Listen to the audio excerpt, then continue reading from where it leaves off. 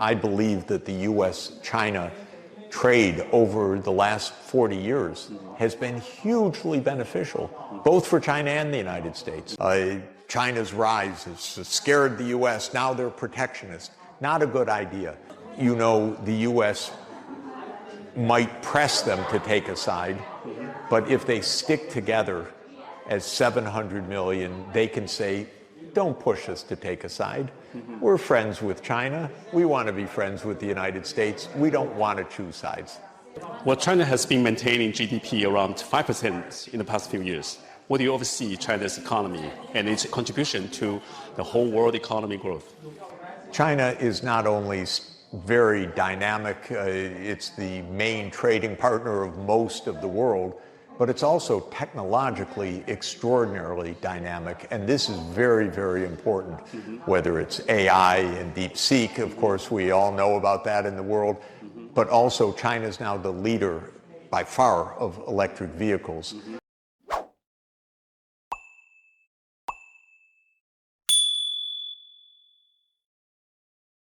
China is going to be the leader of the new robotics generation, the humanoid robots that are coming. China's the leader of renewable energy technologies. China's the leader in fourth generation nuclear power. The point is, these are the technologies that are needed all over the world for the green transformation, for climate safety, and for the digital transformation. So in my view, China's playing a role not only as a world major economy, of course, but also as a technological leader. What do you foresee for going on trade war, right, tariff war? Do you think that harms global growth? That harms both bilateral relationship between, U.S. to Canada, U.S. to Mexico, particularly U.S. to China? What do you foresee the effect of this trade war? I think, unfortunately, Trump believes in protectionism. I don't. I'm an economist. I believe in open trade, open markets, mutual gain. I believe that the U.S. China trade over the last 40 years has been hugely beneficial, both for China and the United States. But I do believe that Trump is a protectionist and he's likely to pursue this course. What does it mean for China? It means that the rest of the world, China and the rest of the world, should say, okay, if the U.S. wants to be protectionist and isolate itself, that's one thing, but we are going to continue our open trade policy. So I'm hoping that China and, of course, the other countries of the BRICS, and I'm hoping the European Union, very important, and I know that the emerging markets and developing countries of the world all want to say, if the U.S. is protectionist, it doesn't stop the rest of us from still having an open, dynamic trade and finance relationship. That's how this should be approached. Of course, I'm trying to talk the U.S. out of protectionism because I don't think it's good for the U.S. But for China, rather than anguishing or saying, well, now we have to just boost consumption or something else, China can also expand exports to other regions of the world and also expand investments in other regions of the world for Chinese technologies to be producing in ASEAN or to be producing in companies in Africa, in Europe, I hope, and so on. Well, it sounds like you are such a blessing to American economy, to the world economy. Do you think that the world is going to track globalism or protectionism or global cooperation or individualism? What do you foresee? I think that broadly speaking, we're still in a globally interconnected world with the benefits of globalization. The United States has lost its nerve a little bit. China's rise has scared the U.S. Now they're protectionist. Not a good idea.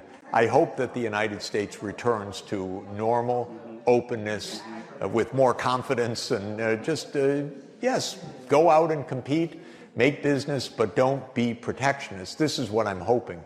But I do believe that most of the world wants an open economy and trading system and cooperation. I should add that I'm a very big fan of the Belt and Road Initiative because the Belt and Road Initiative brings technology, trade, jobs, finance all together to expand the world economy.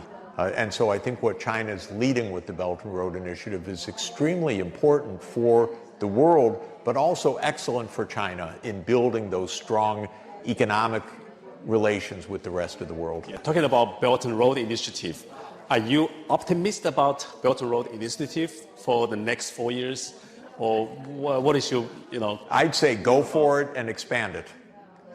My one little piece of advice is for the poorer countries, I hope China makes the loans longer term. Because if the loans are short term, well, then these poor countries won't be able to pay. But if they're long term, what China is going to do is promote economic growth, rapid growth in Africa, rapid growth in Southeast Asia. Give enough time, and then that's going to be good returns on all of that finance. Yeah.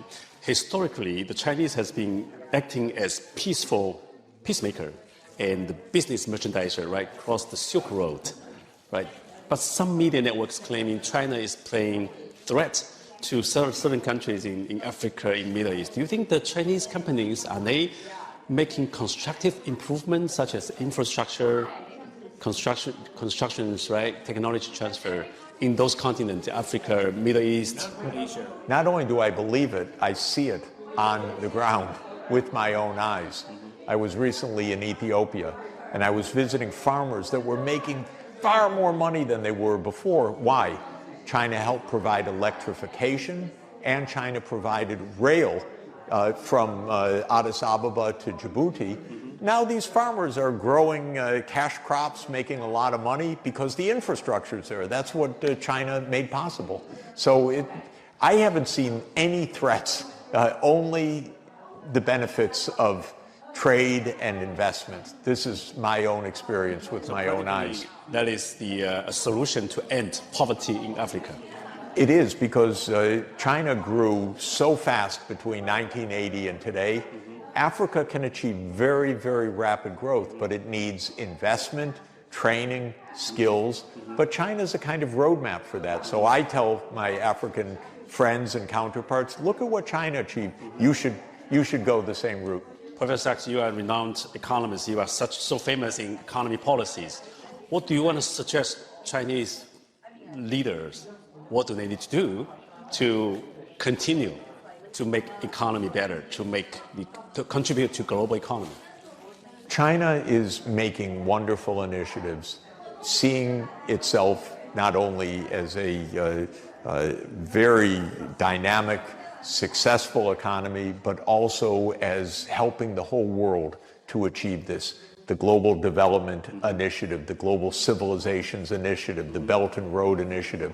So I encourage China to continue to play that role, inspiring the whole world, partnering with the world, trading with the world, investing in the world, and keeping this very distinctive, high innovation economy, and helping to lead also the ecological transformation that the whole world needs, because China is building the technologies for the ecological transformation as well. Very important. Well, last two questions. Since you mentioned about Chinese economy, but there are millions of Chinese entrepreneur, manufacturer, owner, right? What do you want to tell them? Suggest them what do they need to do to adapt their business, right? Because if the tariff war goes on, right, a lot of factories, they might have to shift their business here and there, or they might have to close down or bankrupt. Well, I think the main point is look not only for the U.S. market, but China is at the cutting edge of so many technologies, also is so cost efficient, so competitive. There's markets in Africa, there's markets in ASEAN, there's markets in Central Asia, all over the world. So don't, if you're being hit by the U.S., okay, change to another direction. Well, since you mentioned, I really enjoy your comments about ASEAN, Southeast Asian Economic Zone. I want to ask you, what is their role in the next 5-10 years? How important are they? Are they more important than ever between the U.S. and China, the Pacific region? The ASEAN countries, the 10 countries of Southeast Asia, are 700 million people and a very dynamic economy. Big, close to China, integrated with China in transport, in power systems, in the digital grid, in foreign investment, in supply chains.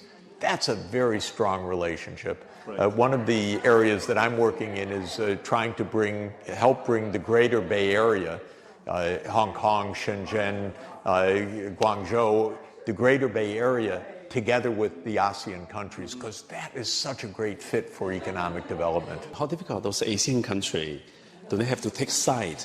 Because they have to, you just mentioned, are they going to take side? They're going to align this West-East? This is a very important point.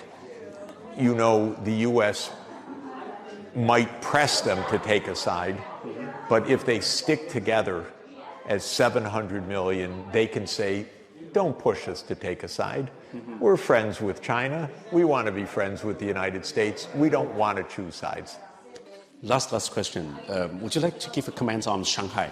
Since we have lots of audience in Shanghai base, but it's national base. But what do you think about China, Shanghai, the city role model? They have been shining. Shanghai has been shining in the past 40 years plus. You know, I'm from New York City. Exactly. And New York and Shanghai are really the twins because we're each at the end of a major river system. We're each the great commercial, financial, industrial hub in the history of our respective countries. So I go to Shanghai often and I love it. And it's, of course, a dynamic, remarkable place. And I've seen before my own eyes in the last 30 years the extraordinary development. Do you think the inter-railroad from Shanghai, from Harbin, all the way to go through Thailand, Malaysia, Singapore, do you foresee this is going to achieve in the near future? Well, you know, I ride China's fast rail. It's reached 50,000 kilometers now. In the United States, I don't think we have 1 kilometer of real fast rail yet. So I think that China makes remarkable infrastructure. So everything's possible.